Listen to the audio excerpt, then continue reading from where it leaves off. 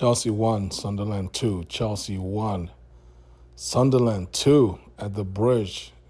We lost 2-1 to Sunderland at the bridge. And if I'm an honest man, and I like to think I'm an honest man, yeah, it was a well-deserved win by Sunderland. I mean, they came out, they played us, they played their game. They were fearless. They defended when they had to, which was about 20 to 25. About 75 to 80% of the time they were on the defense, and they defended very well. But then when they had the ball, they played football, right? When they actually had the ball, they actually played ball. And and again, as I say, fortune favors the brave. They came to the bridge. They could have sat back. They could have been so happy with a 1-1 draw, but they just kept playing, and they got rewarded in injury time with the winning goal. And so that win propels Sunderland all the way up to second place. That's where we were thinking we were gonna be. Just routine win against Sunderland, and find ourselves in second place. But it's the other way around. We lost. They found themselves in second place, and who knows? We might be in 10th or 11th place by the end of all these games.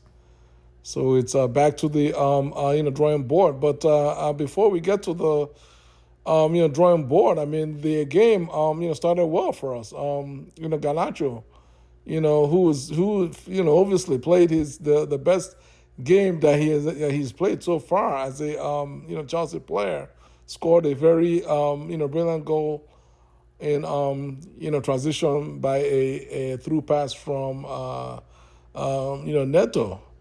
It was an early goal. It was a nice finish, brilliant, and he was lively. Between him and Neto, right? He was the more lively of our two wingers in the first half. So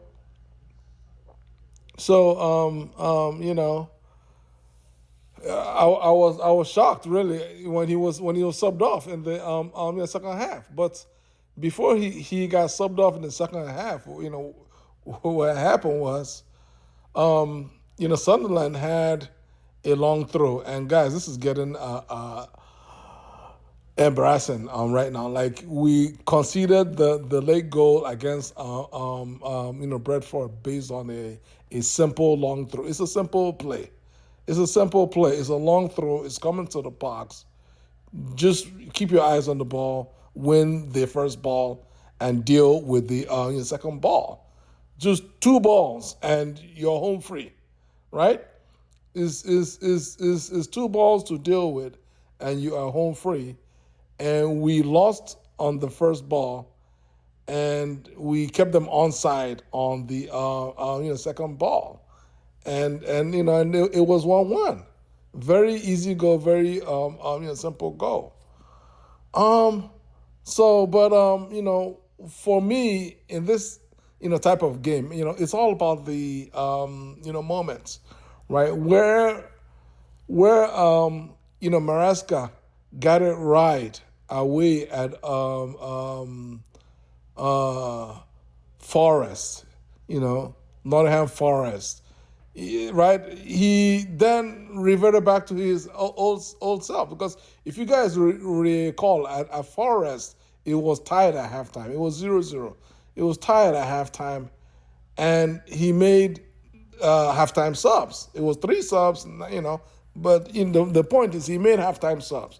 He made the halftime subs because we, as Chelsea FC, like, we know, if you want to be in a title race, whether we're in a race or not, doesn't matter. But you are Chelsea FC, and you are in and around first place. You're within. If you win this game, you find yourself 2 points away from first place.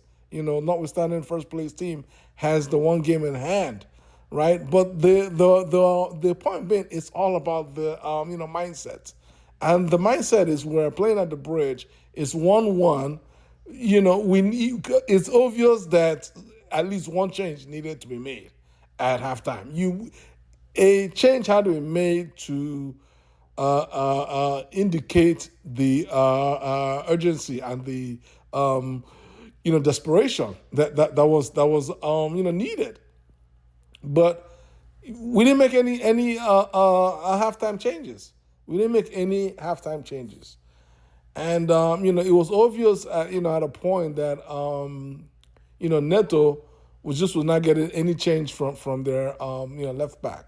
I mean, I forgot his name. Very solid left back that used to play for Diego Simeone at Atletico Madrid, and notwithstanding, in retrospect, the player that I would have made the halftime sub for would have been Marguerite. Fair play to Marguerite, he did his Marguerite thing, running around, trying to press them, do what and whatnot. But between him and Pedro, and we got nothing from Pedro all day. But at least with Pedro, that he has the quality in the box if he able to find himself with the ball on his foot in the box. So the player that I would have removed is Gui, and then brought on Estevao, right? And then when with that sub, right, it opens everything up. Garnacho, would have stayed on the field because he was one of our best players. Why was Garnacho being subbed? I have no clue. He was the most likely player to probably score. Right? I mean, he had the goal he scored. He had the other chance, I believe, off a corner kick play that was, I think it may have been deflected, right, wide. That was good. No, it was saved by the goalie. It was a nice save by the goalie, and then he had a goal that would have been his second goal that Neto was free. Saw him free, but Neto just put the ball in front of Garnacho, and he easily makes it 2-1. But what he did was he then put the ball behind Garnacho, and we and obviously the momentum was lost on that 2-on-1 play. And so Garnacho was a threat. That's what I'm trying to say. He was a threat. I mean, Maresca had no business removing him from this game, and that was the beginning of our downfall. I mean, I sensed it when he made that sub, because the sub taking out Garnacho and bringing on Estevao really didn't make sense. It didn't really give us that extra thing that we had that we're hoping to get. The extra thing that we were hoping to get was to get let's say if we had taken out Gui and then put Estevao in the 10 role, then that would have given us something a little bit more, and still keep Garnacho on the pitch. So obviously that once we missed out on that sub, it was basically down a hill from there, right? It was pretty much because the next sub was a sub that ended up being the decisive sub, which was to replace Josh with Tosin, which was just a sub that made absolutely no sense. I still don't know why he made the sub, because until then, Josh was one of our best players. He was defending, he was saving goals. He made at least 2 goal saving tackles. For us that Tosin would have been nowhere near. Because Tosin is slow. Tosin doesn't have the pace, and because Tosin doesn't have the pace. Tosin likes to, give space. He likes to play basically, play it safe. And so what happened was, our play just, lingered on until injury time, right? It was 1-1 deep into injury time, and it was a simple ball over the top.